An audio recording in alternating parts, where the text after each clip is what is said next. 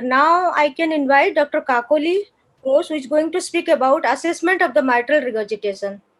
Dr. Kakoli, please. Thank you, sir. Thank you, Dr. Kanchi Murali Dhar, sir, and good evening to everyone. I am Dr. Kakuli, working in the IPGMR Hospital of Kolkata. Today, my topic of discussion is the assessment of mitral stenosis and mitral regurgitation. But before starting, I'd like to thank the organizing committee of the IACTA for inviting me to talk on this gala event of the prestigious event. And without delay, I'm starting because the topic is long. So today I'll restrict my talk to the rheumatic mitral stenosis and the mitral regurgitation only. Mitral regurgitation has got so many etiologies, but in the developing country like India, till today, the first three causes of mitral stenosis is rheumatic, and rheumatic. So there are other causes like the calcific mitral stenosis, LA myxoma obstructing the mitral inflow, and then parachute mitral valve congenital defects like port triatriatum or the supramitral drain. But I'll restrict my talk to the rheumatic heart mitral disease, as I told you earlier. What happened in the rheumatic heart disease? There is the leaflet and the caudal tendon fibrosis and thickening, and it starts as a commissural fusion, leading to thickened caudal tendons, leaflets, restricted leaflet motion, and diastolic doming, and calcium deposition on the leaflets. So this is what it looks like, the rheumatic stenotic mitral valve. It appears as a fish mouth appearance or a buttonhole appearance after commissural fusion. Now, the objectives of echocardiographic assessment in the mitral stenosis is to confirm the etiology, to assess the severity of the stenosis, to recommend the type and timing of intervention, to assess the other valvular lesions like tricuspid, presence of thrombus and vegetations in the heart. Now, 2D echocardiography till date is one of the best diagnostic modality to image the mitral valve from different views. During the 2D imaging of the mitral valve, as told by Sir earlier, the thickening, mobility, subvalvular fusion, commissural fusion, calcification, inspection of the other chambers in the valves are to be considered. I'll show some of the videos of the mitral stenosis. Here we can see that in the video, the LA is enlarged. There is a smoke in the left atrium, and the valve is not opening at the tip, and it is doming at the center, at the middle part of the anteromitral leaflet. And when we put color, we can see that there is enhancement of the flow. Now here, this is another view at 60 degree to show that the mitral valve leaflets are fused. This is the left atrial appendage, and where we can appreciate the smoke in the left atrium, which warns about the presence of thrombus in the left atrium. The left atrium is the narrow-based crenated finger-like projection with trabeculations, which is the most common part of production of the thrombus due to the stagnation of the flow into the left atrium because of mitral stenosis. Now, this is the mid-esophageal long axis view where I can appreciate the doming of the mitral valve. It is not opening at the tip and maximally moving at the middle part, and the convexity towards the LVOT, giving it to the characteristic hockey stick appearance. And also I can see the smoke inside the left atrium. Now, this is the end-phase view of the mitral valve, as told by Sir earlier, in the basal transgastric short axis view, where we can planimeter the valve. And on the right side, I can see the 3D image from the left atrial side, just like a buttonhole appearance of the stenotic mitral valve due to rheumatic heart disease. Now, in the 2D echography, we have also to assess the LA size. Apart from the looking at the mitral valve, we have to look at the large LA size. That is because of the pathophysiology of the stenotic mitral valve. There is chronic pressure and volume overload into the left atrium, leading to a huge left atrium. It is essentially more than 5 centimeter in diameter, and ultimately the pressure is transmitted back into the pulmonary vasculature, leading to later on pulmonary hypertension, tricuspid regurgitation, and right ventricular dysfunction. Now, this is also a spontaneous echo contrast showing into the explain. Now, interatrial septal bowing is another marker for increased LA pressure. In this bicable view, we can see that the interatrial septum is bowed towards the right atrium. This is a view showing this is actually the aortic valve short axis view in a bit modified way to show the left atrial appendage, and we can see a distinct thrombus sitting in the left atrial appendage. This is the subvalvular apparatus scanning view, where we can see the fusion of the subvalvular apparatus as because the Doppler beam is passing at a right angle with the subvalvular apparatus, and that is why it is best viewed in this view. Now, the physiologic assessment, that is how severe is the mitral stenosis. It is done by measuring the pressure gradient across the mitral valve, which is a level 1 recommendation by the AAC, and by measuring the mitral valve area, which can be done by various methods like planimetry, pressure half time, deceleration time, continuity equation, PISA method, and 3D. Now, gradient across the mitral valve is measured by putting a continuous wave Doppler and interrogating the valve, and by using the simplified Bernoulli equation, that is pressure gradient in millimeter of Hg is expressed at 4V square, where V is the peak mitral velocity. Heart rate should be recorded, and the mean gradient is estimated by this. Whereas when the gradient is less than 5, it is mild. When 5 to 10, it's moderate, and more than 10, it is severe mitral stenosis. The fits of this pressure gradient measuring the pressure gradient only is that it is not the best marker of severity. High flow rates lead to high transmitral pressure gradient with a moderate degree of the valve narrowing, like in anemia, mitral regurgitation, and tachycardia. And low flow rates, on the other hand, lead to underestimate the valve area, the pressure gradient. Bit-to-bit variability in the atrial fibrillation. We take the average of 5 cycles. Increased angle between the MS jet flow vector and the sampling ultrasound beam more than 20 degrees can give rise to erroneous result. Another method to map the mitral valve area is the planimetry, where the value correlates best with the invasive measurements and the CMR. The transgastric basal short axis is used. It is freezed at the mid-diastole and zoomed. Several measurements are taken in the atrial fibrillation. And if it is more than 1.5 centimeter, it is mild, 1 to 1.5 is moderate, and less than 1 centimeter squared is considered to be severe. Now, this is how we do it in the planimetry. The pitfalls are, it is the poor image quality, and it needs expertise to get a good image. And the deformed valve anatomy due to rheumatic process is another difficulty. Too high gain setting can cause underestimation of the valve area because enhancement of the image, and too low gain setting causes overestimation of the valve area because of echo dropout. Wrong tomographic plane is another problem because the valve assumes a funnel shape, and that is why the tip is the narrowest. So if we image at the upper level, we will get overestimated the mitral valve area. Pressure half time and the deceleration time is the level 1 recommendation. It is the time required for the atrioventricular pressure difference to decrease from maximum to half. The decline of the velocity of the transmitral flow is inversely proportional to the valve area. That means if the velocity is high, the valve area is low. By aligning the continuous wave Doppler beam with the mitral inflow and acquiring a transmitral flow velocity signal, we just trace, the observer has to trace the spectral, the image of that in the diastole, and then the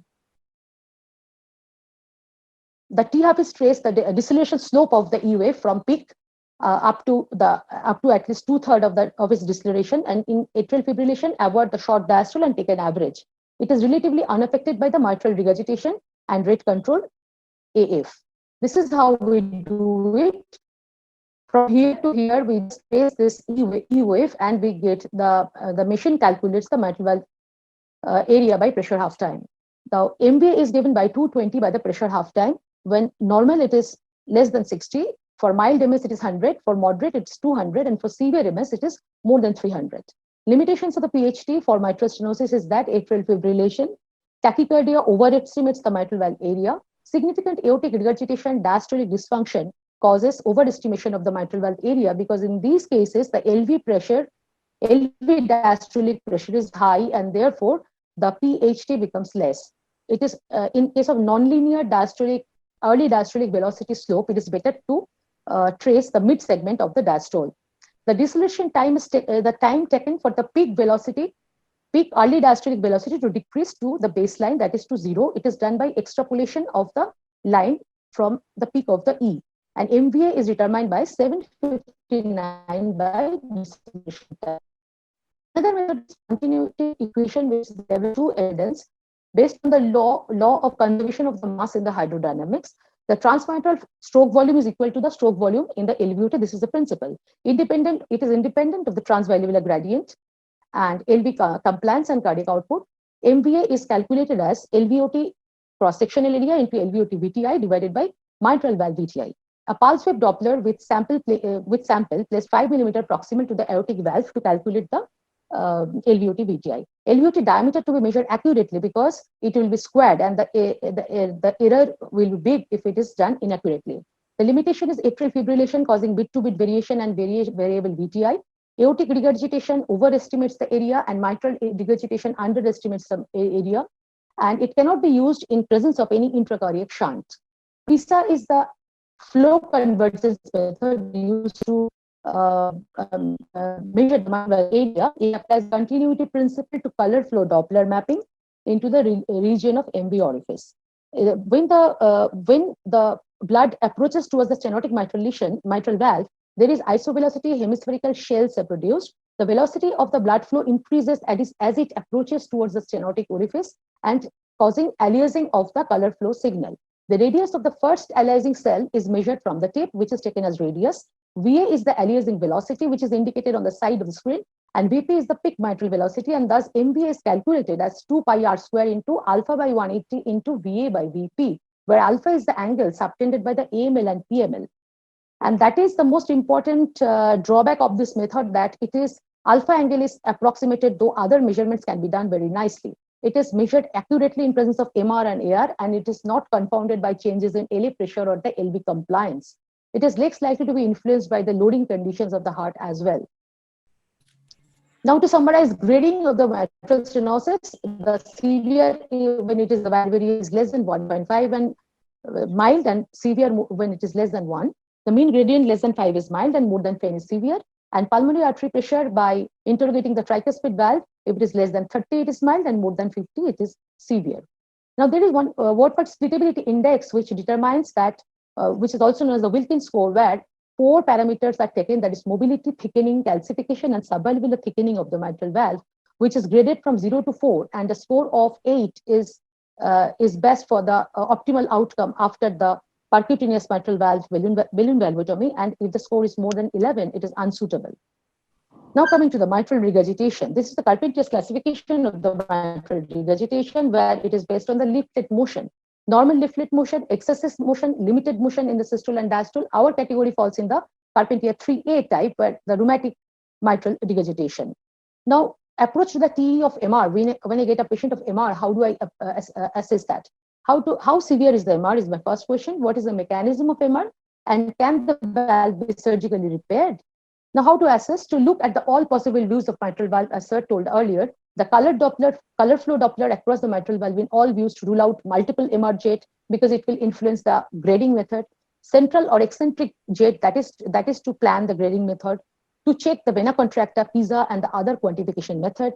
If more than mild MR, LA volume, LV volume, LV EF, and pulmonary artery pressure should be mentioned in the report, and additional associated changes due to MR should also be mentioned. These are some videos of mitral regurgitation showing that coaptation is not occurring because of this hypermobility or the flail leaflets. Now, this is also a rheumatic mitral regurgitation, which is tending to be severe because it is becoming the wall hugging. Now, here it is definitely a wall hugging jet, which is considered to be as a significant or the very severe type of MR. Here we can see the multiple MR jets, and this is in the single MR jets showing, and the jet is very short lasting because maybe of the very high heart rate. Now, this is the 3D view of the mitral regurgitation, where this scallop is prolapsing, that is probably P2, and here it is not coapting well because of the tethering of the leaflets.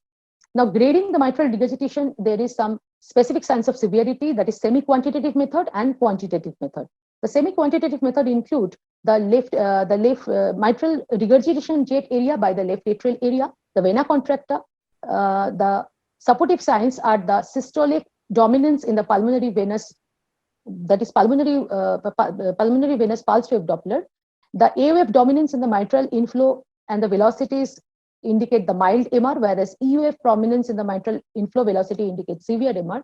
The soft density of the parabolic continuous wave Doppler of the MR Doppler signals is it is a mild MR. In case of the severe MR, the dense triangular continuous wave Doppler of MR is same. Now the quantitative parameters are regurgitant volume, regurgitant fraction, effective regurgitant orifice area. I'll come one by one. Now this is the regurgitant jet area by LA area, where the regurgitant jet is mapped and the LA area is eyeballed. It is actually the size is done by eyeballing, and if it is more than 40%, it is severe MR. This is the vena contracta, which is the narrowest width of the jet just above the regurgitant orifice area. We have to optimize the image by adjusting the color again, reduce the sector, zoom, and the Nyquist limit to be set at 40 to 70 centimeter per second. In two orthogonal plane, it should be measured, and no additive, it is not additive for the multiple jets. And if it is more than 0.7, it indicates severe MR. Now the MR continuous wave Doppler, if the envelope is thick like this, that means more RBCs are coming back, and it indicates severe MR. And if it is thin, then it indicates mild MR. Now the pulmonary venous pulse wave Doppler, the pulse wave Doppler should be put into the pulmonary vein, and normally it should be a routine part of the evaluation of MR. There is normally an ASD and A wave. The AS wave is normally dominant, with increasing severity of MR during systole, as because the regurgitant jet is coming back towards the pulmonary vein. There is systolic blunting, and in case of severe MR, there will be systolic reversal. The mitral to inflow pattern peak velocity, that is, in absence of mitral stenosis, a peak velocity E wave velocity of more than 1.5 suggests severe MR. Conversely, dominant A wave exclude the MR. Now, regurgitant volume and regurgitant fraction, it is the difference between the amount of blood that enters into the left ventricle and diastole in the diastole and the volume that leaves through the LVOT in systole. It is calculated as the continuity equation LVOT VTI into CSA LVOT minus the MV VTI into MV area. And regurgitant fraction is the percentage of LV blood that flows back into the LA, that is regurgitant volume divided by the stroke volume. The effective regurgitant orifice area, EROA, is calculated by using the PISA method. It is 2 pi r square into the Nyquist limit divided by the MR velocity. This is how it is measured. This is the PISA. The radius is measured here, and the MR velocity is made from this continuous wave Doppler interrogation. And this is how the machine calculates the effective orifice area. When it is more than 0.4, it is a severe MR. Now, apart from assessment of the MR, after the mitral repair, some terminology are there that needs to mention. One is tenting height, tenting area, coaptation length, and the annular dimension. Tenting height is the height of coaptation point and the annular plane. Tenting area is the triangular area bound by the leaflets and the annular plane. The coaptation length in the length of coaptation of AML and PML. And this is the annular dilatation. Now, the recurrence of MR after annuloplasty is more prone to occur when the tenting height is more than 1, tenting area is more than 2.5 centimeter square, the leaflet angle of PM is more than 45 degree, annular millimeter, and systolic sphericity index is 0.7. Now, there is systolic anterior motion, another thing that can occur in 1 to 9% after the MB repair.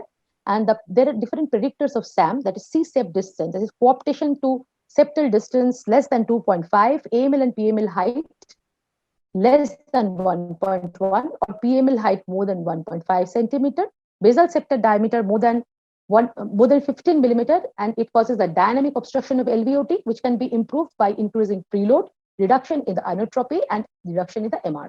Now, the take-home message for this last two discussion is that always perform a comprehensive echocardiography, look for all the possible views, use the Doppler assessment for hemodynamics. 3D echo is important in spatial situation, but good 2D examination is best for the most of the decision making, and corroboration of the informations obtained by the echo with clinical finding to be necessary to get the best results. Thank you, madam.